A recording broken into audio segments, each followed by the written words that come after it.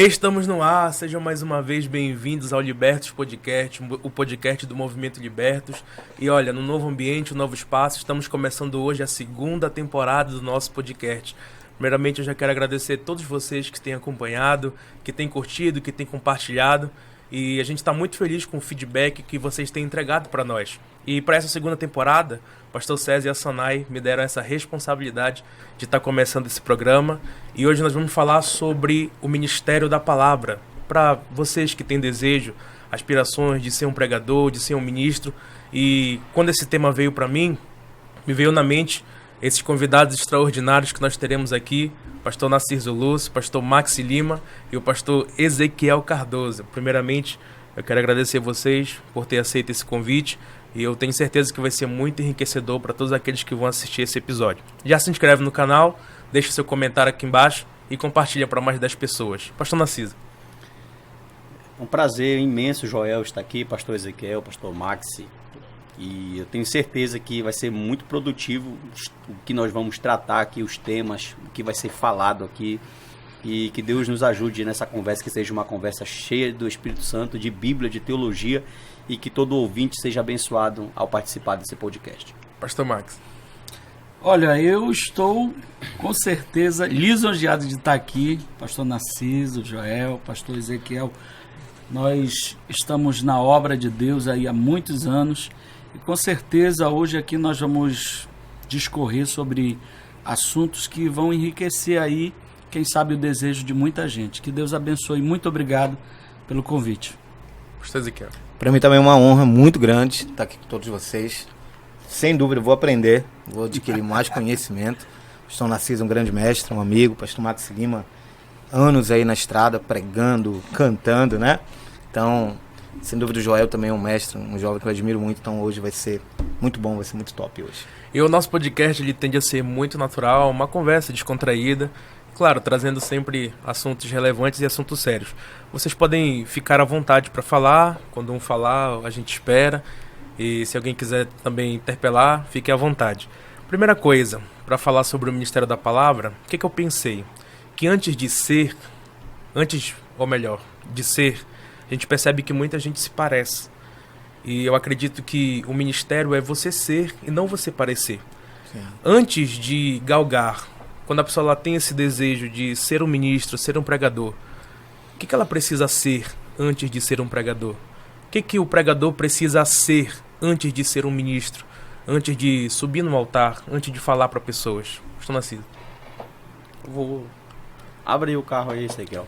Amém. Ezequiel é bom nesse negócio aí. Vamos lá. Bom, na minha opinião, pelo menos eu acredito que autenticidade é uma marca primordial na vida do pregador. Ser autêntico. É claro que quando nós iniciamos a vida da pregação, o ministerial, nós temos um parâmetro, né? Alguém para imitar.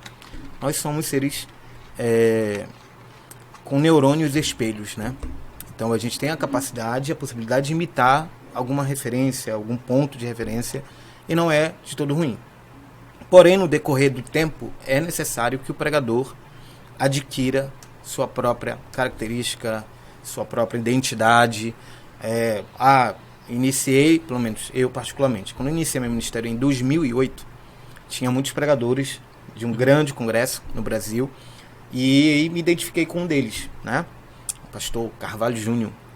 E aí eu comecei a me identificar, admirá-lo, e no decorrer dessa admiração eu passei a ter ele como parâmetro teológico, um parâmetro para sermão.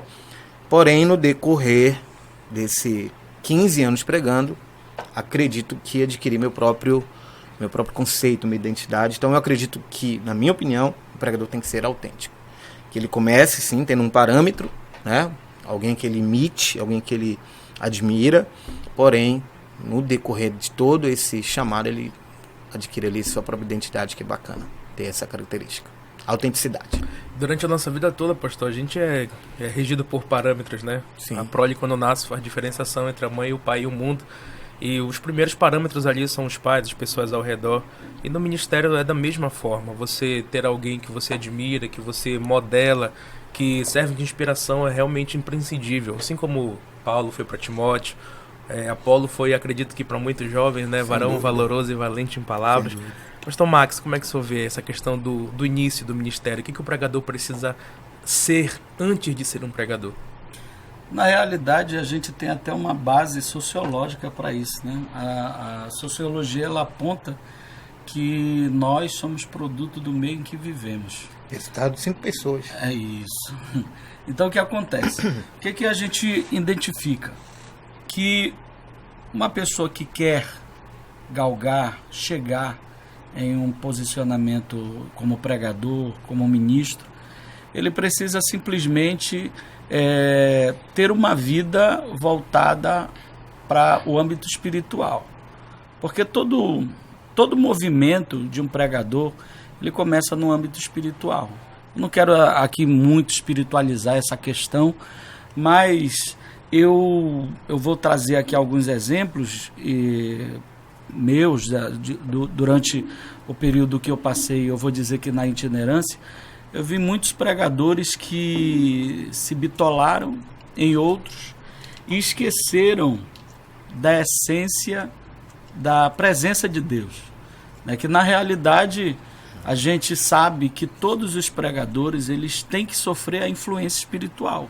Isso é óbvio, isso é natural, né? Isso eu vou dizer que é o direcionamento que ele precisa receber da parte de Deus.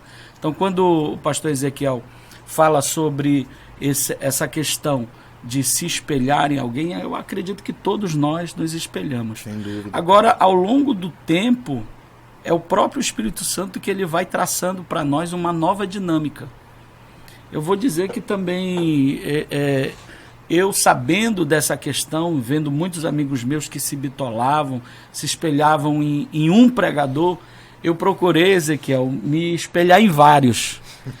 Eu me lembro que no ano 2000, eu decidi não mais ver nenhum, na época, fita, né, cassete, de videocassete, na época não existia esse negócio de... Nem DVD. Não, tinha, nem DVD na época tinha. Então eu decidi em 2000 não ver mais pregação, que era justamente para eu não pegar o estilo, a dinâmica dos outros pregadores. O que eu tracei para mim? Eu tenho que estudar, eu tenho que orar e eu tenho que criar minha própria identidade. Na realidade, eu vou corrigir o termo, não é? Eu vou criar. Eu sempre criei que Deus iria me dar a minha própria identidade como pregador. Agora, só sintetizando a questão aqui, não é pecado, pastor Narciso. Não é pecado a gente se guiar por um parâmetro, por um espelho, que é um pregador. Mas eu particularmente, na época, eu ouvia Gilmar Santos, eu ouvia Marco Feliciano, eu ouvia Carvalho Júnior, Elcio de Assis, que na época começava a despontar, Silas Malafaia, entre outros pregadores. Vocês podem identificar que cada um tem uma dinâmica diferente, né? Uma diversidade. Uma diversidade muito grande, e eu ouvia cada um deles. Só que quando chegou em 2000, eu digo, rapaz, eu vou parar de ouvir esses pregadores e vou para cima da Bíblia, vou para cima do ensino teológico, vou fazer curso e vou orar a Deus para que Deus me dê a minha própria dinâmica, a minha própria personalidade. Vocês perceberam que o pastor Max lhe deu aí um insight muito interessante para você diminuir essa sua curva de aprendizagem. De repente você já está cheio de tantas influências, quem sabe você dá um break, né? Parar um pouco para começar a se descobrir como pregador. Pastor Narciso, verdade. O que o pregador precisa ser antes de se tornar um pregador? Bom, vamos lá. Eu quis falar por último esse tópico porque eu tenho algo interessante para falar assim. Eu sempre nas minhas falas eu gosto de causar polêmica, tá? Eu sempre gosto de causar polêmica, eu sempre gosto. E não fazer isso com os convidados que estão aqui, mas parar para pensar. Por exemplo, a minha geração do Ezequiel, o pastor Max veio um pouquinho antes, eu tenho 36 anos de idade, e a minha geração ela foi influenciada pelo Marco Feliciano. Se você pegar 80% ou 90% dos pregadores, eles se espelharam no Marco Feliciano, e até hoje ele ainda consegue inspirar algumas pessoas. E, ao meu ver, a nossa geração de pregadores, Joel, pastor Ezequiel, pastor Max, ela tem um problema. Por quê? Porque a escola interpretativa dos pregadores pentecostais, ela não é uma escola preocupada com contexto, historicidade e gramática do texto bíblico, mas ela é uma escola mais alegórica. Então, os pregadores pentecostais, eles ensinaram a você colocar algo no texto e não tirar o que o texto diz. E eu sempre digo nas minhas falas, eu não estou aqui desfazendo do ministério do pastor Feliciano, porque eu louvo a Deus que foi vendo os DVDs dele que eu quis pregar. Então, a gente tem que dar mérito a quem tem mérito. Mas eu digo que o glamour, que aquela referência, ela fica até um certo ponto de você estudar.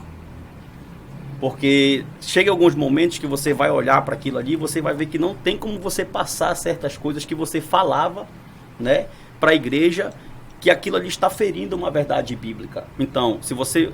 existe um livro, uma obra muito interessante chamada Supercrentes, eu me esqueci agora que o nome do autor, esse livro é um livro pequeno de capa azul que está falando sobre a teologia da prosperidade, influenciada pelo Kenneth Hagin, e que veio pegar o Ben Henrique de 20 anos para cá. Essa teologia do determinismo, confissão positiva, ela lastrou no Brasil. Então, a geração que nasceu de 20 anos para cá, ela foi influenciada por essa teologia. E eu louvo a Deus, porque eu estou falando isso, que eu tive contato na minha caminhada com a teologia reformada.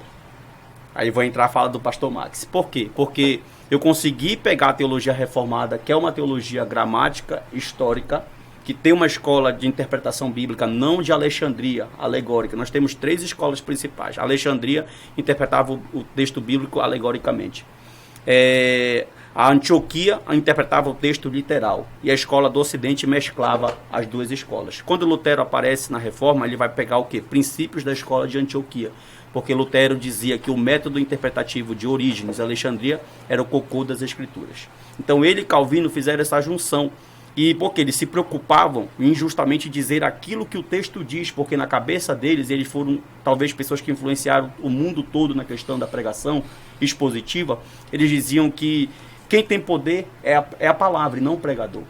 Então, quando essa teologia tocou na minha vida, eu glorifiquei o nome do Senhor. Por quê? Porque eu continuei com o meu fervor espiritual, eu não deixei de ser continuista, acredito na evidência dos dons espirituais. Realmente. Mas eu continuo. É uma exceção aí. Mas eu continuo, eu tento levar para o púlpito, para a minha igreja, para o meu ministério itinerante, algo sólido. Ou seja, sempre dando evidência naquilo que a Bíblia está falando. Então, um pregador hoje, quando ele começa, escutando certos tipos, e cá para nós, vocês são pentecostais e fiquem à vontade para discordar, mas nós temos pouquíssimas referências de pregadores pentecostais que têm preocupação em pregar a palavra. De explanar, de expor um texto bíblico verdadeiramente. A gente vê de tudo. Mas, por exemplo, eu posso citar alguns nomes aqui. Pastor Josué Brandão, uma grande referência. Pastor Eliseu Rodrigues, uma grande referência. O próprio pastor Carvalho Júnior. Pastor... Tem Elias Torralbo, uma grande referência. É o mestre. Então a gente pode observar que muito, esses pregadores, eles são pregadores que a gente vê que eles têm essa junção de graça. Eles têm essa preocupação, né? E teologia. Então, um pregador jovem da minha geração, Joel, ele teve esse problema, porque depois que eu falo hoje, pastor Max, eu estou terminando a minha fala aqui, eu falo hoje que a internet ela é Lutero. Por quê a internet é Lutero hoje, Joel? Porque antigamente a gente tinha nos canais de televisão aberto confissão positiva e determinismo.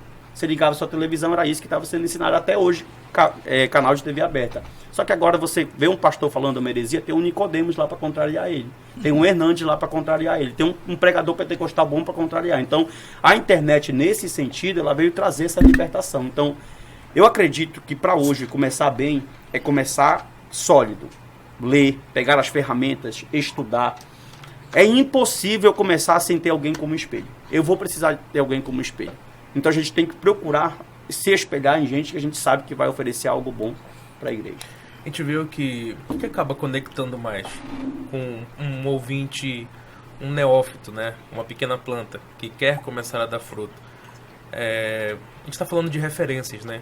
E geralmente o que conecta mais são aqueles que são mais cênicos, mais teatrais, aqueles que são mais... É verdade. Como a pessoa que quer começar, qual é o crivo que ela tem que ter, pastor Narciso, para ter boas referências?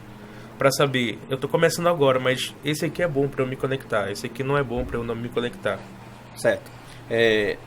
A faculdade, ela vai... Porque eu sempre falo, a faculdade ela vai te dar o caminho. Então a vida acadêmica, essa é a bênção da vida acadêmica. Lá na academia eu descubro quem é bom de Novo Testamento, quem é bom de hermenêutica, quem é bom de Antigo Testamento. Então ela vai me dar os referenciais dos melhores em cada área. Então quando eu entro numa academia, professor nenhum vai me tornar teólogo. O que vai me tornar teólogo é o meu esforço. Eu sempre falo que após eu terminar o meu curso de teologia, eu fui ser um teólogo após a faculdade, porque foi quando eu comprei os meus livros e fui pesquisar. Então, o que foi que os professores fizeram? Eles me deram o norte. Lá eu aprendi quem é F.F. Bruce, o melhor estudioso de Novo Testamento, considerado de muito tempo. Eu aprendi quem é J. Jeremias. Eu aprendi quem é Kenneth Bailey. Eu aprendi quem são os melhores de cada área. Então, quando eu estou lendo algo sólido, eu vou caminhar por terreno sólido. Agora, se eu começar vendo só DVD, vendo maracutaia, revelar CPF, isso e aquilo, eu tendo a ir pelo mesmo caminho, porque o povo gosta justamente do que tu falaste. Mas o cidadão médio, assim, o cara que não tem acesso à academia, como é que ele faz? Pois é. O cara, a única coisa que ele tem é um celular, um 4G e ele quer começar saudável. A academia está aqui hoje. A academia está em todo canto. Entendeu? Hoje o acesso é muito mais fácil. Por isso que eu falo, a minha geração, tu tinha que te matricular num curso presencial para te aprender. Hoje tu faz um curso de grego, de hebraico aqui no teu celular. Online. Tu tem um curso com o Ezequiel, meu irmão, de homilética. É só tu contratar o Ezequiel e ele vai te gente, dar aula de já homilética. fica Creio. convite. Olha É só, isso. pode, tá vendo? Ó, Fazendo uma merchandising aqui. pastor Todos Marcos. esses aqui são professores, eles têm cursos disponíveis. E aí você vai ver com que você mais se conecta e eu quero ver, hein? Esse é top. O Joel abordou ainda agora sobre essa questão desse crivo. A gente percebe, pastor Narciso, que de fato, eu vou usar um adágio, eu não lembro quem foi que falou, mas tem que haver seleção. A coisa hoje, principalmente dentro da plataforma digital, ela está tão suspeita que a gente precisa de fato adquirir para si esse filtro, esse crivo. Porque, infelizmente, tem pessoas que têm muitos seguidores e estão tornando o evangelho até meio que relativo, confundindo a cabeça, principalmente dessas pessoas que estão iniciando. Porque, como a gente abordou no início, as pessoas buscam espelho. Só que os espelhos que hoje em dia são muitos. Tá tudo Espelhos trincado. Os espelhos quebram. Os espelhos que estão quebrando, né? E tem muita gente falando coisa que não deve falar na internet. E as pessoas estão absorvendo. Sinceramente, eu tenho me preocupado muito com essa questão. Até lembrando de uma missionária que no ano 2000, ela é uma cruzada que eu estava lá, ela pregando. Ela disse que uma das maiores armas que o diabo poderia usar décadas à frente, isso ela falou no ano 2000, décadas à frente, e eu estou vendo se cumprir agora, era a expansão da informação. Por quê? Porque com a expansão da informação surgiria muita dúvida. E tipo assim, alguém me perguntou, o senhor é calvinista? O senhor é de qual vertente, não sei o quê. Aquela Eu digo, guerra rapaz, eterna. sinceramente, eu sou marxista. Eu não sou marxista, eu sou marxista, é meu nome. Eu sou marxista porque, assim como eles eram historiadores, teólogos, eu também sou. Daqui a algum tempo, daqui a algum tempo pode ter a vertente maxiliana, ezequieliana. Essa aqui é boa, essa aí. Né? Narcisiana. Né? Narcisiana, para não chamar de narcisista, né? Narcisiana, joeliana, né? Não sei. Mas a gente tem que entender o seguinte, que esse filtro precisa existir hoje em dia, porque senão a coisa vai bagunçar. Exatamente. Porque, como o pastor Max falou, tem a informação e tem a infoxicação. Informações tóxicas, né? Então, muita informação aglomerada pode se tornar uma infoxicação. Então, a gente tem que ter cuidado com essas informações que já se tornaram tóxicas. Teve uma pregadora digital influencer aí, porque para mim ela não é pregadora, ela é uma digital influencer, que disse que se ela falar mais de Bíblia nos vídeos dela, não tem views. Polêmica, não foi? Aí não dá. Aí não dá. Por exemplo, o meu, que a gente chama de nicho, né? O meu nicho no meu Instagram. 80% dos seguidores que tenho lá são de viés teológico, são pregadores, são pastores, são líderes. Que eu vou... Estão lá por causa da teologia. Exatamente. Né? Então eu não acredito nessa verdade. Porque se verdadeiramente há pessoas que amam a palavra, a Bíblia, ela vai ter o que a gente está falando, um crivo. Então eu vou seguir o fulano, não vou seguir esse plano porque ele não tem informações. Ele tem alegorias, ele tem palavras de efeito. Eu quero alguém que tenha um conteúdo, um bojo sólido, bíblico, teológico. Independente da vertente se é teológico ou não, aquilo que a gente se identifica. O que faz para esse que está começando agora, que é incipiente, né? O neófito que está começando, é identificar-se. Eu me identifico com o Narciso, amém. Me identifico com o Max, amém. Me identifico com o Ezequiel, amém. Me identifico com o Joel, amém. Me identificando, vou crivando, vou filtrando e amém. Aprendo, né? Então, eu acho que essa geração que está curiosa, inteligente, uma geração muito bonita, né? Uma geração bonita, carismática, midiática, influenciadora e influenciável também. Se quer um caminho teológico, tem que ter esse filtro. Como o pastor Narciso bem falou, tem gente que pega a Bíblia e coloca coisas nela, que a gente chama de adesão cega. Exegese. Uma exegese. Exegese. Uma adesão cega. Então pregar é uma ponte. Então pega um texto de 2000 anos atrás e tem que aplicá-lo agora para 2023. Debaixo dessa ponte mora um mendigo chamado adesão cega. E muita gente está pegando ele e colocando em cima da ponte dentro de casa e enfiando goela abaixo aí para a galera engolir. Não dá. Pastor Joel, pode terminar, pastor. Então eu acredito que nós temos que ter uma responsabilidade, nós que somos pastores, pregadores, cada dia colocar nas nossas redes sociais, que é independente, não tem para onde escapar hoje, conteúdo, solidez e produzindo lucidez para as pessoas. Pastor Joel, só um adentro aqui na fala do pastor Ezequiel para contribuir, é que a maior dificuldade que eu vejo, muitas das vezes, pastor Max, pastor Ezequiel, é que parece que os jovens dessa geração de pregadores, alguns, uma grande maioria na verdade, eles não têm o coração ensinável. Você vai lá e faz um comentário, por exemplo, assim, tem muitos jovens que me procuram no Instagram, no WhatsApp, para fazer fase do alter ego, pastor. Aí o que acontece, é verdade. Então, tipo, pastor e tal, quando você dá um conselho, ele pensa que você quer ser soberbo, que você quer ser arrogante, né? Por exemplo, assim, eu recebi muitos conselhos de pessoas que me ajudaram. Eu recebi muitos conselhos de pessoas que se preocuparam com o meu ministério. Muitos desses conselhos, no primeiro momento, eu até não quis receber. Mas depois, ao tempo, vai vendo que quem tem experiência, às vezes não é nem teológica e teórica, mas de vida, está certo na questão. Por exemplo, eu sempre falo, e fica essa deixa aqui para todos os pregadores aqui de Belém do Pará, e todo mundo que vai acompanhando conosco, fica esse adentro aqui. Por exemplo, você vê um pregador postando um trechinho de uma mensagem, e você tá vendo que aquela mensagem está toda fora do contexto. Aí vem uma galera embaixo, pega muito, monstro. Meu Deus, que mensagem. Aí eu fico olhando, assim, eu vou pegar 3 referências aqui em Belém do Pará, que eu considero aqui. Aqui tem 2, 3 contigo, mas eu vou pegar que não estão aqui. Eu vou pegar aqui pastor Leandro Santos, que é um grande pregador, meu amigo de todos que estão aqui. Verdade. Pastor Enoque Miranda e pastor Nick Subonetelli. São 3 dos caras que mais pregam aqui em Belém do Pará, que tem conteúdo bíblico. Pastor Jaime Pires. Isso, o que acontece? Por exemplo, você vê esses pregadores comentando nas postagens? Então eu falo, quem tem que comentar a mensagem de pregação é pregador. É quem conhece. É quem sabe o que é aquilo que está acontecendo. Então a gente não vê esses nomes fazendo os comentários lá. A gente não vê. São meninos empolgados. São meninos que não têm um coração ensinável, que não querem sentar para aprender com quem já sabe. Acredito muito também, pastor, assim, por causa da linguagem, né? O cristão médio, que a gente fala, né? Às vezes ele não tem não consegue ter um escopo suficiente para filtrar. É por isso que a gente está falando que você precisa buscar por coisas mais sólidas, justamente para quando você bater o olho, você conseguir fazer a diferenciação daquilo que é bom e daquilo que é ruim. Eu quero relatar 2 experiências que eu tive durante o ministério. E o pastor Narciso falou aquilo que a gente estava conversando antes de iniciar, sobre a questão da experiência.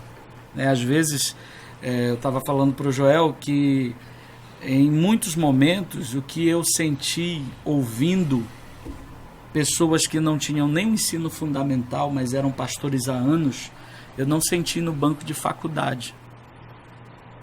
O aprendizado que eu tive ouvindo essas experiências, eu não aprendi no banco de faculdade. Não estou menosprezando aqui, até porque a gente gosta de estudar. Mas a experiência, ela arrebata o coração. E eu me lembro que eu tive 2 experiências como pregador. Eu fui pregar num grande congresso, e eu num congresso aí de umas 2.000 pessoas, e estava eu mais outro pregador. E na época eu acredito que eu tinha 21 anos na época. E aí depois que o pregador me ouviu, a gente foi pro hotel e a gente foi conversar. E ele me falou o seguinte: rapaz, eu posso te dar um toque? Eu digo, posso te falar algo? Eu digo, pode.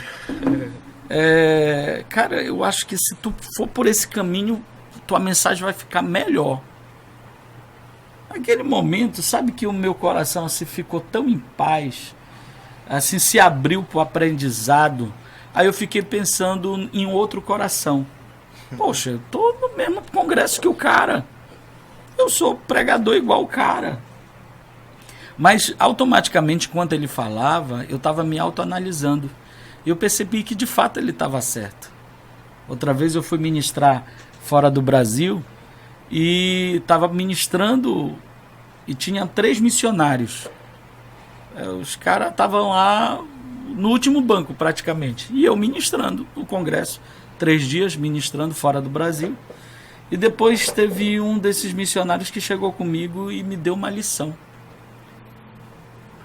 E aí, automaticamente, quando você está vamos dizer, no pedestal, às vezes você não quer descer. Mas automaticamente, quando ele estava falando, eu senti que, de fato, eu precisava modificar aquela forma que ele estava falando. Então, quando a gente é humilde, quando a gente tem um coração voltado para melhorar, para aprimorar a qualidade como pregador, como ministro, até como ensinador, a gente vai ouvir, né? E ouvindo o pastor Narciso falando sobre essa questão, é muito bom que a gente ouça e aprenda e absorva aquilo que as pessoas estão nos ensinando, até porque a gente não sabe de tudo, né? Verdade. Assim, a gente tem ouvido, né, todas essas coisas. Eu concordo que realmente o lado mais pentecostal se baseia muito na conjectura teológica. Assim, eu acredito que... Mas a gente tem referências boas também do lado pentecostal. Não só agora, mas há muito tempo atrás. Por exemplo, o pastor Gesiel Gomes sempre foi um pregador expositivo. Muito preocupado com a palavra. Desse lado tem problemas, assim como também no meio reformado tem problemas. Muitos. Então, independente de qual lado, você precisa alcançar e buscar essa maturidade para você realmente saber. Por exemplo, René Kevitz, é um reformado. Teologia liberal matou ele. Exatamente. E o que o pastor Max também falou Deslizou, né?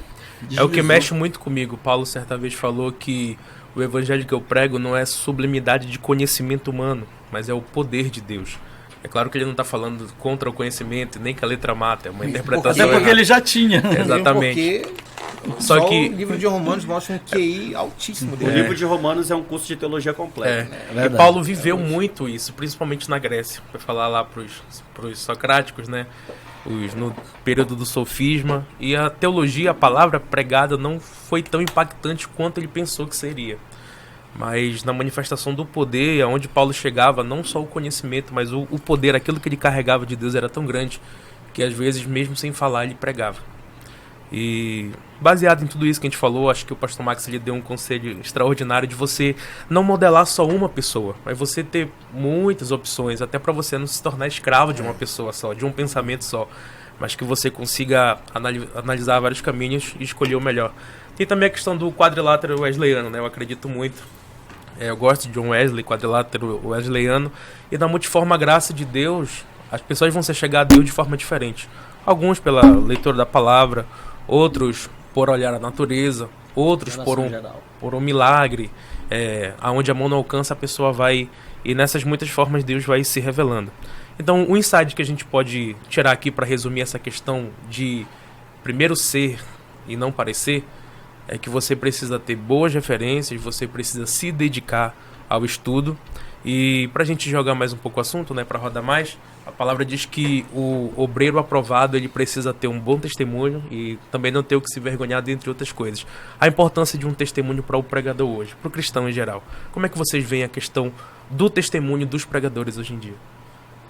Fique à vontade. A gente estava conversando isso no carro, né? Assim, uma pergunta que eu tenho feito, uma pergunta retórica, ela para mim, e falo isso em aulas também, eu dou aula de homilética, então a maioria da galera é obreiro, né, que prega. E eu digo para eles: quem somos nós depois do microfone? Quem somos nós depois do púlpito, depois da gravata, depois do terno, depois do congresso? Que não pode haver o dualismo, a dubiedade, né, de coração, de caráter. E caractere, marca, característica, né? Então, costumo dizer que pode ter 15 teólogos, 20 teólogos me ouvindo aqui atrás, pregando. Mas eu temo na base se a minha esposa estiver lá na cadeira da frente. Porque a melhor avaliadora das minhas mensagens é ela. Porque ela sabe quem é o Ezequiel Cardoso depois do culto. Então, o verdadeiro testemunho, eu acredito que tem que começar no meu lar, na minha casa. Por exemplo, dá um exemplo rapidinho para a gente ouvir os pastores. Eu estava numa palestra de casais, mensagem bonita, bacana e tal, bem divertida. Aí eu falei um tópico. Aí ela fez assim. Aquilo me quebrou, eu me perdi tudinho durante a... Eu fiquei... Eu imagino. Como diz a galera, na onda, né? Eu fiquei... meneou a cabeça, cara. Beleza, continuei. Aí fomos jantar. Né? Ainda não era. Ele disse: por que você meneou a cabeça? Disse: amor, tua mensagem estava linda. Só até aquele tópico. Mas por quê? Porque aquilo que você falou, você não faz. Meu amigo. Ou seja, o testemunho vale muito. A minha característica, fora isto, máscaras. Se eu não me engano, é Juan Carlos Ortiz, salvo engano, que diz assim: todo mundo tem uma máscara. E aquele que diz que não tem, acabou de afivelar uma. Uma das expressões máscara em árabe é mashará, que significa ridicularidade. Por isso que no período da Covid, não queriam, no Oriente Médio, Palestina, Israel, não queria colocar máscaras. Porque é um conceito moral. Se eu coloco máscara me torna um ridículo. Aí se tornou um adágio. É ridículo ser mascarado. Ou seja, para nós que pregamos, por isso que eu falei da autenticidade. Tem que ser autêntico. É não arrotar a santidade. Até coloquei hoje no Trends, né? Não preciso gritar aos quatro ventos que eu sou homem de Deus, mulher santa, nada disso. Quem é não precisa provar que é, não precisa mostrar. É nítido, cara, é nítido. Então, meu testemunho é falar de boca fechada. Para encerrar, é uma missão comportamental. O que é uma missão comportamental? Pregar de boca fechada. Não falo nada da Bíblia, mas os meus vizinhos, minha rua, meus filhos, minha esposa, sabem quem eu sou, porque eu carrego em mim uma missão comportamental. Eu acredito que o pregador tem que ter isso. Pastor Max, pode falar depois. Não, eu esses dias também estava comentando sobre essa questão com alguns jovens, que geralmente os jovens nos procuram, né, para falar sobre esses temas. E eu sempre digo que o testemunho geralmente chega primeiro que o pregador. O nome chega primeiro, né? Entendeu? Ah, tu vai pregar em tal lugar. A tua fama vai chegar primeiro lá. Com certeza. Principalmente hoje em dia que em tudo que é lugar, eu comecei a me acostumar agora com esse negócio de manda uma foto. Nossa. Manda faz foto. Um vídeo, chamada. Faz um vídeo e Meu tal. Deus. Comecei a me acostumar agora com esse negócio.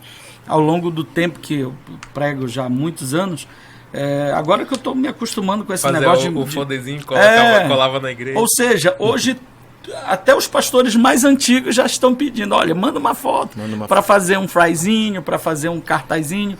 Beleza.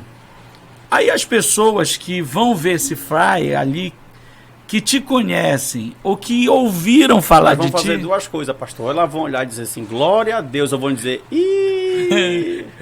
Esse aqui, ou seja, eu costumo dizer que o testemunho chega primeiro que o pregador.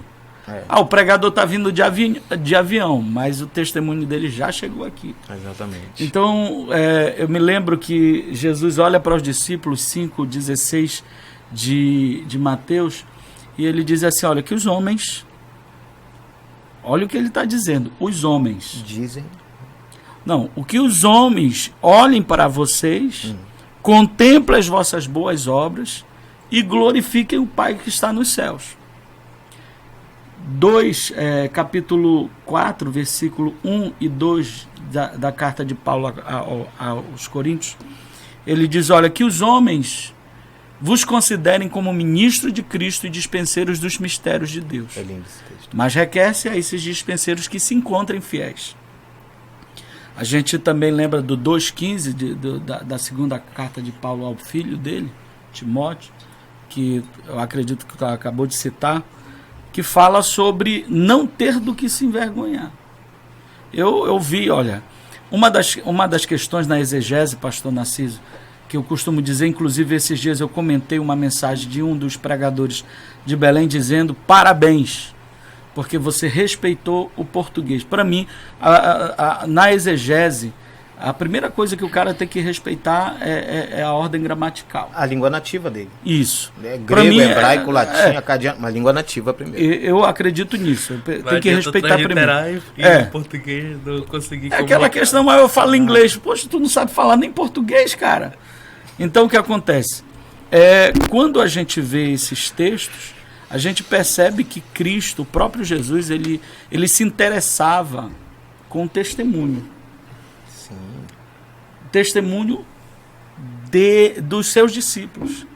Em dado momento, ele também perguntou: o que vocês estão achando do meu testemunho? Acho fantástico isso, cara. O que vocês estão achando do meu testemunho? O que vocês acham que eu sou? Deus, né, cara? Né? Próprio. Então, o que acontece? Que eles estão dizendo quem eu sou. Vocês que andam por aqui, eles estão falando de mim. Tá entendendo? Terrível. Então, para mim, o cara ele pode ser o maior exegeta, o cara ele pode ser o melhor professor de teologia, melhor filósofo, o que ele for, mas se ele não tiver caráter, se ele não tiver boa conduta, para mim ele não é referência em lugar nenhum.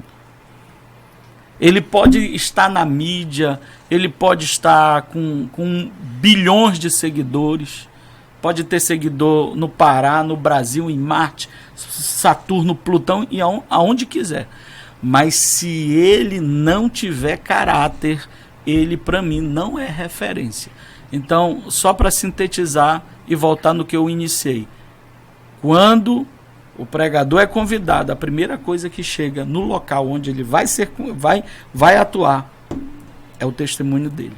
Pastor Joel, pastor Ezequiel, pastor Max, eu acredito que não pode haver um dualismo entre a tua vida de pregador e a tua vida moral, a tua vida ética. Tanto que a demonstração de Paulo a Timóteo, você vê que Paulo está preocupado com coisas externas, não dado ao vinho, não espancador. Verdade. Paulo está falando o quê? Olha, não adianta tu subir aqui, seguir a hermenêutica, trazer a exegese e honrar a homilética, se a tua vida descontraria tudo que tu fala. Então, um pregador, um dos principais requisitos do pregador é o caráter dele. Tem que ser alguém íntegro, alguém reto. Por quê? Porque a minha vida não pode despregar o que eu acabei de falar. Se for olhar para o ponto de vista, nenhum de nós que estamos aqui presente, quem vai ouvir isso aqui, quem está vendo isso aqui, vai conseguir viver na íntegra aquilo que fala. A gente não consegue. Tanto que quando nós estamos, eu acho fascinante isso, que quando nós estamos elaborando um sermão, primeiro que apanha é a gente. Nós somos o primeiro a apanhar. A palavra limpa primeiro a gente, pastor. Verdade. Então, já pensou? Vou falar sobre orgulho. Aí, eu estou em falha com isso aqui, Senhor. Parece que a gente está caminhando para a santificação num processo pleno.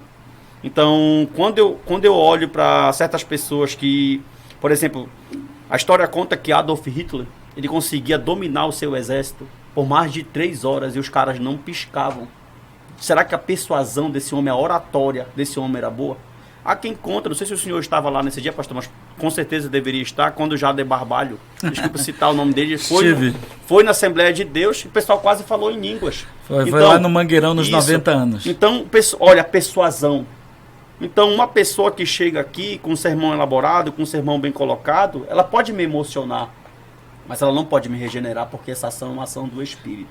Posso confessar algo? Pode. Quase eu falei em línguas nesse dia. Olha, eu vou contar aqui um breve testemunho para encerrar minha fala. No centenário, no centro de convenções, eu estava lá. Nesse dia pela manhã, eu me lembro como se fosse hoje. Eu nunca esqueci disso, inclusive eu uso esse exemplo nas minhas aulas de homilética. Estava lá o Helder Barbalho, que era prefeito de Ananindeua, que é o nosso governador agora, governador de vocês, né? O Helder Barbalho. Estava também o Dulciomar Costa, que era o prefeito de Belém, e o Simão Jatene, que era o governador do estado. E a cantora Cristina Mel. Aí pastor lá que estava dirigindo chamou, vamos ouvir aqui nossas lideranças, e chamou o Helder. Rapaz, o Helder deu uma palavra, o ginásio ficou impactado. Em seguida, lá veio o Dulciomar. Quando o Dulciomar pegou o microfone, ele colocou o Helder no bolso. Vamos ouvir agora a cantora Cristina Mel. A Cristina Mel cantou: eu vejo a mão de Deus ver. Em seguida que ela termina de cantar, vamos ouvir o governador do estado, Dr. Simão Jatene. Ele pegou o microfone e falou assim: eu vejo a mão de Deus nisso aqui. Meu irmão. E explodiu. Então a gente... então eu nunca... da retórica, né? Então a gente precisa Da entender... oratória. E outro problema... Outro problema que nasce aí. Tem os Vai ser pregadores que difícil. estão vivendo o ativismo religioso, pastor. É São verdade. profissionais do púlpito. O cara tem uma boa homilética, uma boa exegese, domina a teologia, mas não tem caráter. Então, por isso que eu falo, precisa o pastor, isso fica aqui um exemplo para os pastores de igreja. Quando você for levar alguém na sua congregação, procure saber de onde vem, quem é o pastor, se frequenta escola bíblica, se tem raiz, porque senão, ao invés de estar alimentando o rebanho... Pergunta vai lá, tá- Jonas, né? De onde vem, vai qual é a estar preocupação. trazendo maldição para o rebanho. Tem essa questão também. A preocupação dos pastores, principalmente os pastores que comandam a igreja, tem que se focar nessa questão do caráter do pregador, do cantor.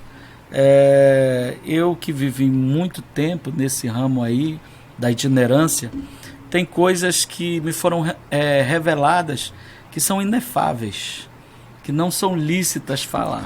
Escalafobéticas. Estupefáticas, né, Varão? Se for para falar difícil, eu vou falar aqui totalmente aristofláuticas. Então, são coisas assim que a gente pensa que não acontece, e acontece e está por trás das cortinas. Eu me lembro daquele episódio de Ezequiel, não recordo o capítulo, do oferecimento a outros deuses por trás do altar. Buraco na parede. O buraco na parede. Né, que eu chamo aquilo ali de a porta da revelação. Porque ali foi revelado tudo que estava oculto. E Ezequiel não conseguia ver. Isso que é interessante. Não é Pra 9, ele- não é o 9? Não, né? Eu não lembro Sinal. se é o 7 ou se é o 9. Eu acho que é o Eu só digo uma O coisa. 7 não é, o 7 é a Atalaia. Eu só digo É o uma 9, coisa. acho. Só digo É o uma 9. coisa, como dizem acho que os neófitos. Está na Bíblia. Tá na Bíblia, né, Varão? Mas uma coisa eu quero dizer para todos os pastores: tenham cuidado, porque parece que o negócio está se proliferando Eu, por de exemplo, tanta gente Se com vocês má quiserem testemunho. polemizar só um pouquinho, tem gente que atrai público. Eu, por exemplo, pastor, eu tenho um crivo para levar pregador na minha igreja. O crivo são 2 crivos. O primeiro, se eu já ouvi, ou se um amigo que eu sei que tem responsabilidade indicar. E mesmo assim, com amigos que indicaram, já levei. Se decepcionou, Já né? me decepcionei. Então eu sou muito. Porque, tipo assim, olha, eu estou trabalhando um ano, algo com a minha igreja. Em uma noite o camarada vai lá e desfaz todo o meu trabalho. É complicado. Muito complicado. É ruim. Então eu acredito que o pregador ele deve ter essa responsabilidade. Se ele não estiver preparado, se ele não estiver bem moralmente, porque 2 coisas tem que ter o pregador: propriedade bíblica, mas é a principal, probidade, para falar difícil, né? Pega Probidade. Probidade e propriedade. isso. Repita de novo, pastor. 2 coisas precisa ter um pregador. 2 coisas precisam ter um pregador: probidade e propriedade. Probidade é o caráter e propriedade é o conteúdo bíblico. Então, se ele tem esses 2, esse casamento faz um bom pregador. A gente vive num tempo de pregadores gnósticos, né? Não importa o que você faz com o corpo, que é só até de boa. É por isso que Paulo usa metanoia, né? Não metamorfo. Né? Porque a mudança realmente precisa ser Mente, precisa ser na alma, essência. vida. E é isso que vai degringolar a hipocrisia, né? Que é ator, que João vai falar lá. E baseado em tudo isso que a gente está falando, a gente falou primeiramente sobre o que o pregador precisa ser antes de se tornar um pregador. Falou também sobre o testemunho do pregador. E para vocês, o que é um bom pregador? Vou começar esse bloco aqui. Então vai. Eu vou deixar com o Narciso porque ele entende. Não, na verdade, assim, eu gosto da pregação e eu fiz uma pós-graduação pela Infinita Misericórdia de Deus em Arte da Pregação Expositiva. Deus me deu esse privilégio de estudar e eu louvo muito a Deus porque não são todas as pessoas que têm essa dádiva. E eu tive a oportunidade de ter aula com o saudoso Dr. Russell Shedd, Dr. Gilton Moraes, Dr. Rachel York. Na verdade, essa pós que fizeram na Faculdade Batista Equatorial, eles queriam... Pessoalmente, professor? Pessoalmente. E foi a última turma dele antes dele morrer. Eu vou falar algo aqui que parece uma hipérbole, mas não é. O Dr. Russell Shedd, ele deu uma manhã e uma tarde de aula pra gente de Novo Testamento nessa pós. E o que eu aprendi nesse dia, eu não aprendi em 2 anos, em 2 semestres de Novo Testamento. Ele lia o texto em grego. Cara, e as interpretações eram algo fenomenais, fantásticas. Então, o Hernandes Dias Lopes, o Dr. Hernandes Dias Lopes, vinha também para ser um dos professores dessa pós, mas não conseguiram fechar com ele. E eu vou citar um texto aqui de João Calvino, que João Calvino diz que uma pregação ela precisa ter 3 verbos.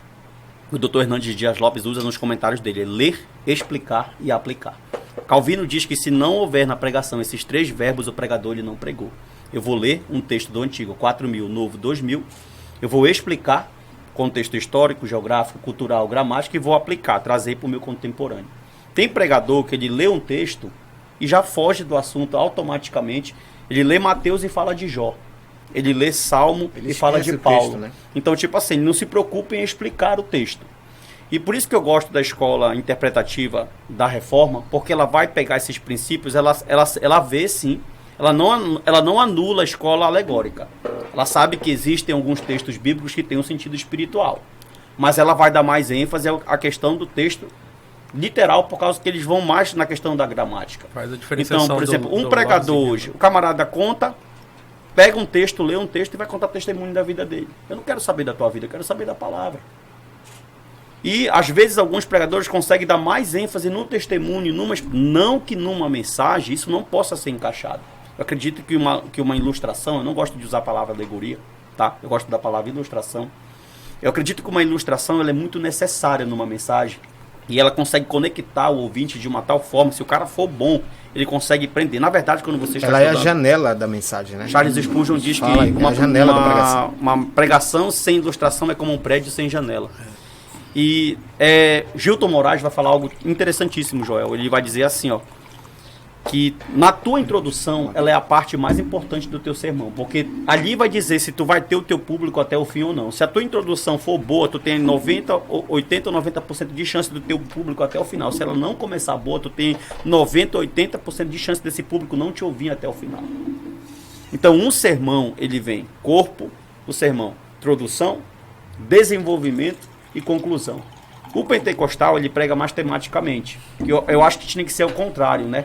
Porque o batista prega mais expositivamente e o pentecostal prega mais tematicamente. E vocês sabem que isso acontece, isso aqui não é menosprezando ninguém, nós somos pentecostais, eu sou pentecostal, mas a maioria dos textos bíblicos que mandam pra gente pregar é texto fora de contexto. Fora, o tema não tem nada a ver com o texto. É muito complicado, o camarada faz uma festa, você recebe aquele texto, aí você vai estudar, aí você vai ter que ter o trabalho de não acabar com a festa. De não acabar com a festa do irmão, não entristecer ele, mas ser fiel às escrituras sagradas. Então, são inúmeras situações. Então, o pregador, ele precisa ler, explicar e aplicar. E como é que ele faz isso? Aqui no Brasil, infelizmente, livros são caros. Infelizmente. Então, hoje nós temos os PDFs. Tu gosta de ler em PDF? Tu gosta de ler em PDF? Mais ou menos. Eu não gosto eu não consigo. Eu não gosto de ler em PDF. Por exemplo, eu particularmente não gosto de ler em PDF. Mas, por exemplo, os livros na Europa, na América, são muito mais baratos e o acesso é muito mais fácil. E aqui, para nós, os livros são muito caros. Então, um pregador, por exemplo, quando eu chego na casa de um pastor, eles não sabem disso. Se ouvirem, vão saber agora. A primeira coisa que eu procuro é a biblioteca dele. É a primeira coisa. Se eu chegar na tua casa, eu vou perguntar para ti onde é que estão teus livros. Idem. Por quê? Porque já pensou o médico sem um bisturi? O advogado sem as leis? Tu é advogado também? O pastor sem livro, sem uma biblioteca, ele não é. Ele está dando ali para as ovelhas o quê? Filosofia dele, achismo. Ele está conduzindo o rebanho com as ideias dele, porque ele não tem ferramentas. Então, para mim ser um bom pregador, eu já tenho um pequeno investimento na minha biblioteca de alguns R$1.000, porque eu entendo que aqui, toda vez que eu compro livro, pastor Max, eu falo para minha esposa, isso aqui faz dinheiro. Não me tenham por mercenário, tá? Não, eu acredito nisso. Isso aqui faz dinheiro. Isso é perfeito. Por quê? Porque investimento é em si próprio. Eu estou investindo em mim, cara. O meu rebanho ganha, as minhas mensagens ficam melhores. E esse investimento ninguém vai tirar. Ninguém tira. Porque o conhecimento ninguém arranca de você.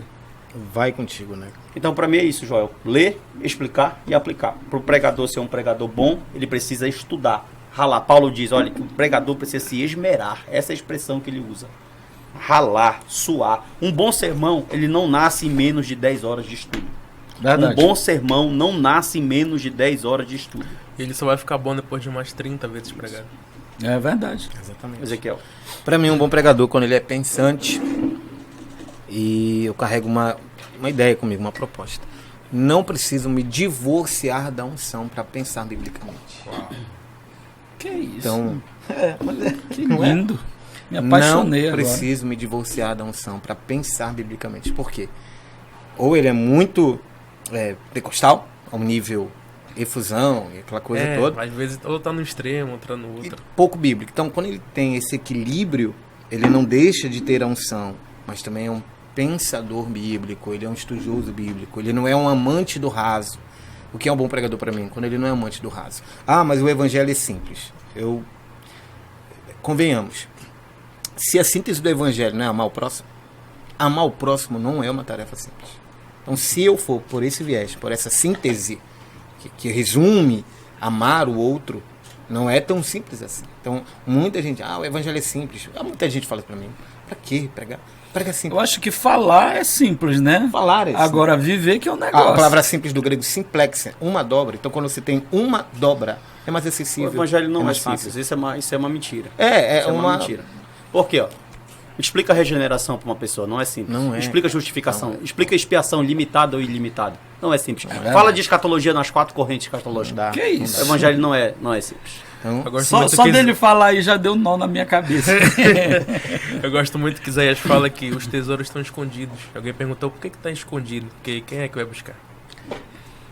não querem ter essa tarefa de cavar, de buscar o tesouro. Tá lá. Então, o que é um bom pregador para mim, quando ele pensa biblicamente, não se divorcia dessa graça, dessa unção, e a graça realça as nossas habilidades. Então, ele é cheio da graça, ele é cheio do Espírito Santo, realçou uma habilidade nele, mas ele também é um pensador bíblico, ele é um cavador, né? Então, para mim, um bom pregador, quando ele é... Outra coisa, Joel, antes Ele disso, tem só esse o casamento. pastor Max quer falar de Ezequiel, não estamos deixando ele falar mais, mas ele vai falar agora. vai Por falar, exemplo, né? assim, se tu pegar uma área da teologia, e tu dedicar a tua vida a estudar aquela área, tu não termina ela. Não. Verdade. Tu não termina, viu? Tu não verdade. termina aquela área. Então, tipo Eu assim, tô nessa não vida é, aí, não é psicologia. obrigatório. O primeiro texto, 1 de Pedro 3, 15 e 16, Pedro fala que nós temos que estar preparados para responder. Ele não está dizendo nesse texto que tu tem que saber de tudo e dominar tudo. Não. Ele está dizendo o que nesse texto? O básico para defender a tua fé. Os fundamentos principais da tua fé, tu como crente deve saber. Isso é o mínimo. Uma pessoa que está na igreja 10, 15, 20 anos e não sabe definir justificação, aquela pessoa não conhece Jesus. Ela é um simpatizante do cristianismo. Então, o básico nós devemos saber. Agora, um bom teólogo, um bom pastor Max, ele sabe falar de tudo um pouco. Você chega numa roda aqui, por exemplo, se tu conversar comigo sobre filosofia cristã, eu sou raso. Eu estou começando a me interessar por isso agora, porque eu pesquisei muitas outras áreas da teologia, e nisso eu sou raso. O Dilson Neto, que vai ver esse podcast aqui, o cara é fera. Para mim é um dos melhores que tem aqui em Belém sobre esse assunto. Mas, por exemplo, eu já consigo falar sobre escatologia, sobre a marciologia, sobre soteriologia, sobre todo. Então, um bom teólogo, ele sabe falar sobre tudo. Tem pregador que ele tem 2 mensagens, cara. Ele anda Belém todinha, como ele tá toda noite num lugar, ele vai... Revela, mas não como aponta. pastor? Não se preocupe que a gente não vai citar nome. Aqui ninguém tá para acusar. Aqui nós estamos para despertar esse povo. Por exemplo, fulano tava na igreja, eu falo, você já sei qual foi a mensagem. Aí ele, foi essa mesmo, rapaz. Por quê? Porque o camarada tem 2 mensagens. Gente, a Bíblia é um conteúdo inesgotável, uma fonte inesgotável de conhecimento. Então daí a gente tira o nível. É claro que tem aquele dia, o pregador ele anda com as 3 mensagens que ele se sente seguro. Claro. Agora você vai pregar Carro-chefe. todo o tempo a mesma mensagem? Não. Pelo amor de Deus. Então Fica a gente vê o automatizado. despreparo. Excelentíssimo pastor Max Lima. Não, eu. Max Lima que só Futuro governador do estado. deve ter uns 200 só esboços aí, né, galera? Não. Na realidade. Na realidade, eu ia até falar sobre essa questão de esboço. Eu vivi como pregador. Às vezes a pessoa me ouve falar assim, eu não sou mais pregador. Não, é porque eu julgo a questão da itinerância. Sim, sim. Né?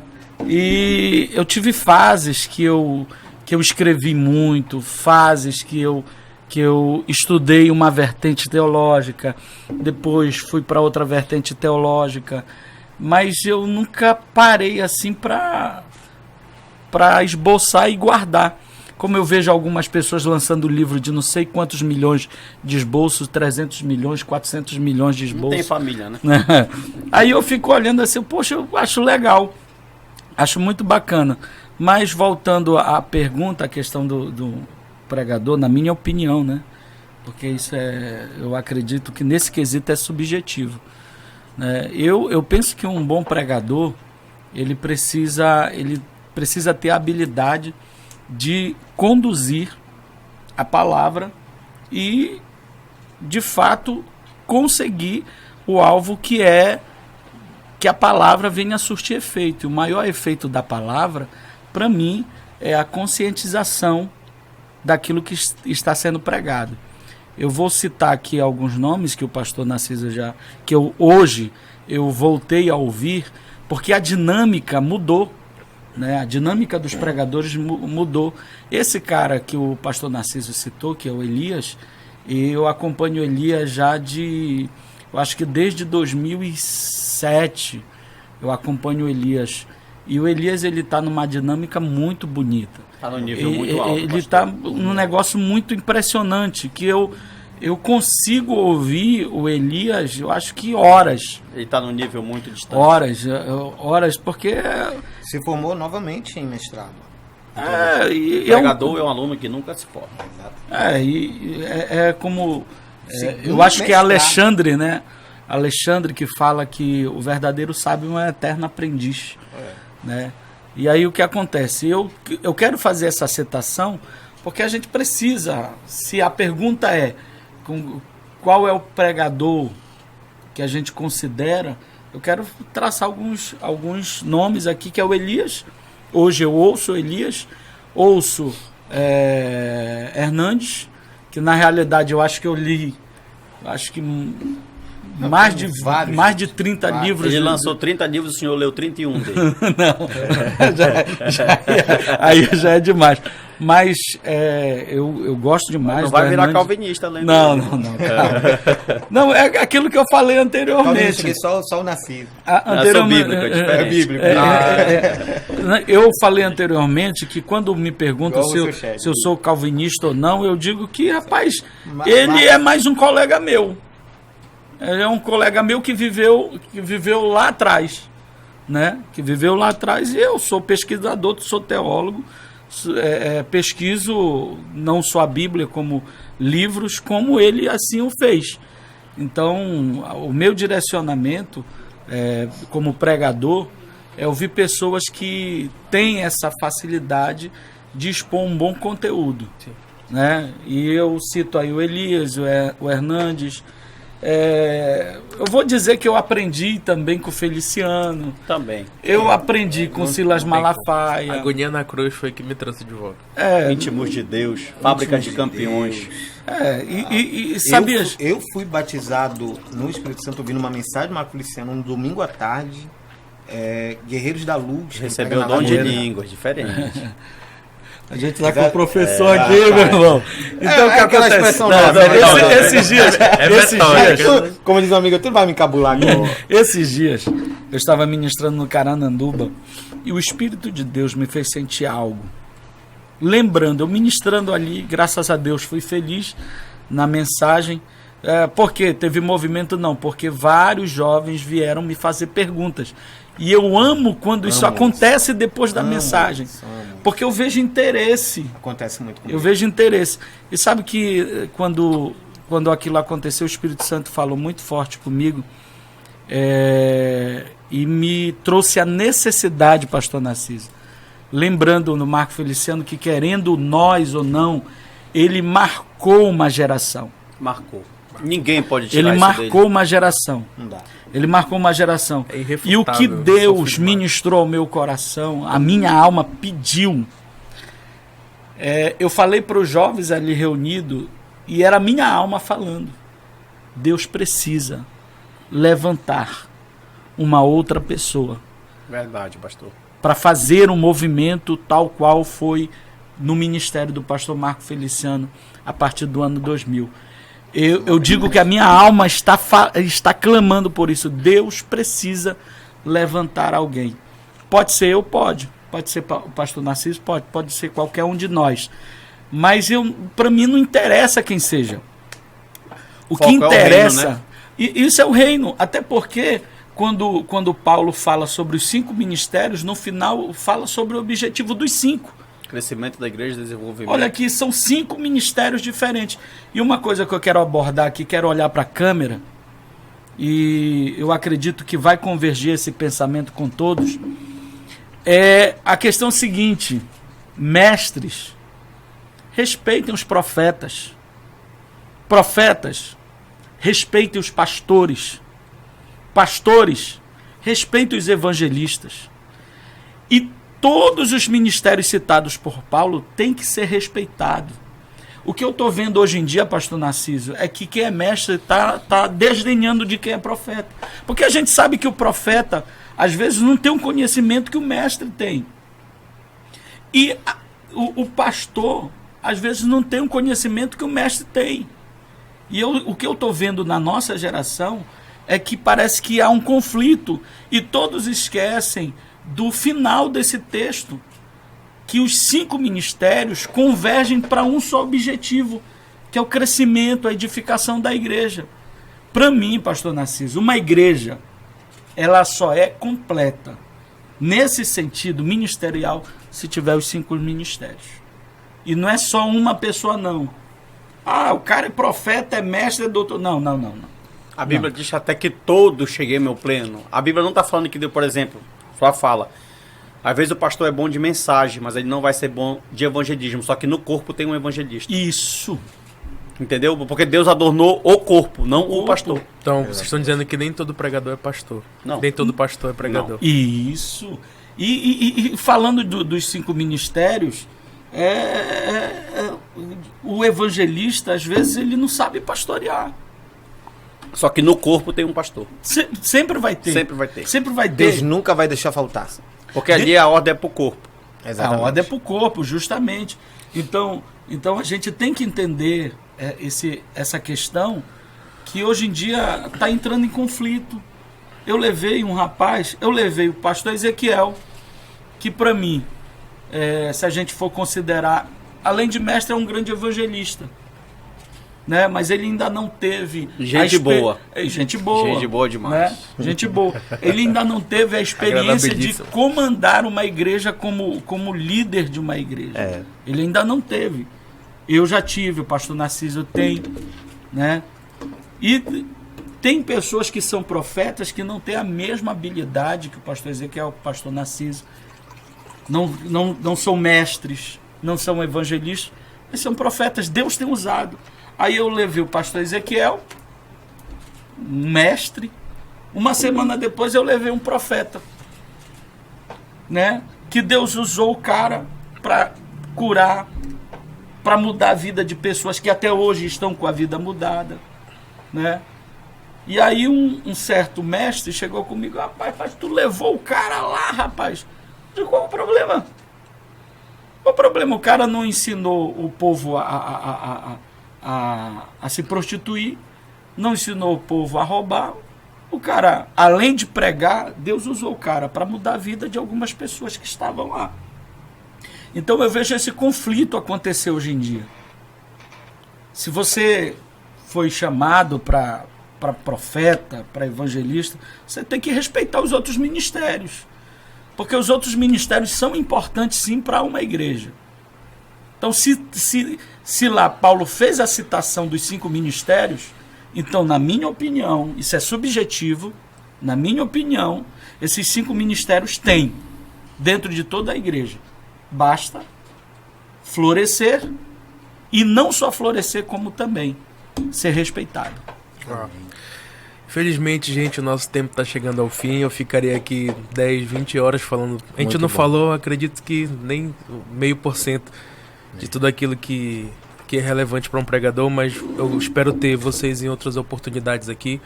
Eu já quero aqui externar minha gratidão a vocês, pastor Narciso, pastor Max, pastor Ezequiel, por estarem aqui, por contribuir com esse podcast. Eu tenho certeza que vai ser enriquecedor, vai ser curador para muitas pessoas. E para a gente encerrar, fazer um bate-bola rapidinho aqui. Pastor Ezequiel, um texto bíblico. Texto bíblico que eu amo, aquele texto que Paulo diz assim: como não tendo nada, mas possuindo tudo. Eu acho esse texto fantástico de Paulo. Ele está dizendo, eu não tendo nada, mas o sentimento que eu faço, que quando eu abro a boca, eu enriqueço a muitos. Como não tendo nada, mas enriquecendo a muitos. Então é alguém que, tipo eu, moro numa periferia, né, garoto de quebrada, mas ao abrir a boca, eu consigo enriquecer alguém. Esse Uma texto, música que tá ardendo no seu coração agora. Sabor de mel. não faz isso. Perdoa, mas não deu pra passar. Uma música do... Não pode passar.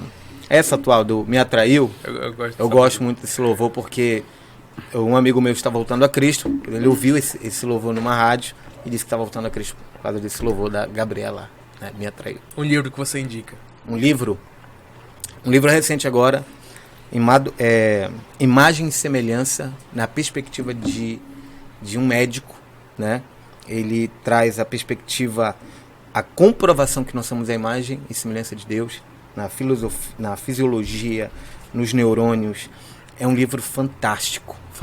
Não estou lembrando o autor agora, porque é um livro muito novo, tem menos de uma semana, mas eu vou... Ele fala dos números do DNA, tudo. Esse é maravilhoso. É esse mesmo, é um médico junto com um teólogo, é um livro fantástico. Pastor Max, um texto bíblico.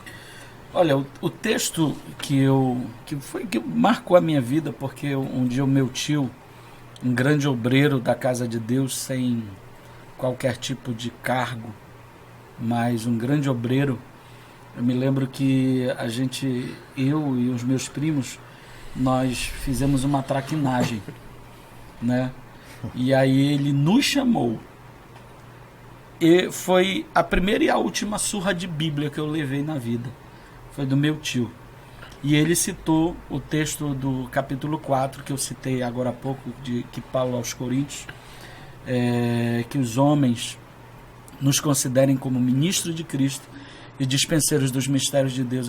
Esse texto, ele falou muito profundo comigo. Na realidade, ele me rachou no meio, né? Quando o meu tio falou isso, aí eu me senti assim, culpado de tudo que eu tinha feito e de tudo aquilo que eu não tinha feito. E a partir daquele momento eu disse, não, eu vou ter que mudar a minha vida, eu vou ter que dar testemunho, eu vou ter que ser referência de Deus na terra. Uma música que tá ardendo no seu coração esses tempos. Uma música... Tem que cantar um pedacinho. Não, é complicado porque eu sou compositor, né? Faz muito tempo que eu não... Sabias que eu estou desatualizado referente a essas músicas, mas uma música que eu ouvi recentemente, que me falta a letra aqui, é da Aline Barros, né? Consagração? Não, a Consagração eu era criança quando foi lançado. É a atual Jeová Jireh, né? Que inclusive eu vi o Daniel Sena cantar. É fantástico. Né? Fantástica essa música. É essa música, essa música que eu indico hoje para as pessoas ouvirem. Um livro que o senhor indica. Um livro, eu te falei anteriormente, que para mim foi o livro que mudou assim, a minha trajetória como pessoa, não como pregador, mas como servo de Deus, que eu fui influenciado pelo livro Heróis da Fé. Que para mim todo crente tem que ler ele tem que ler. Eu já o li. Eu poderia citar vários que eu amo. Eu já chorei muito lendo o livro. Eu já chorei demais lendo o livro, né? Mas eu cito o Heróis da Fé, que para mim foi fantástico, um repartidor de águas na minha vida. Pastor Narciso, um texto bíblico. João 15,16. Para um bom entendedor, meia palavra basta. Não escolheste-vos a mim, mas eu escolhi a vós, e não enviei para que vardes e deis fruto, e o vosso fruto permaneça, até que todo aquele que creia pedindo, né, o Senhor vai fazer a obra. Então eu parto desse pensamento soteriológico, que a salvação foi Deus que ofereceu a nós. Uma música que está ardendo no seu coração. Uma música que arde no meu peito agora é Consagração da Aline Barros. Essa música eu carrego ela comigo onde eu vou. Linda. A gente já viu lá, você acompanha o Pastor Narciso nas redes sociais, sempre tem ele cantando essa música sempre lá. E um livro que o senhor indica para essa galera? Cruz do Rei. Cruz do Rei é um livraço do nosso saudoso Timothy Keller, que faleceu agora, e eu recomendo a todo teólogo, a todo pastor. Ele faz uma abordagem do livro de Marcos nessa obra.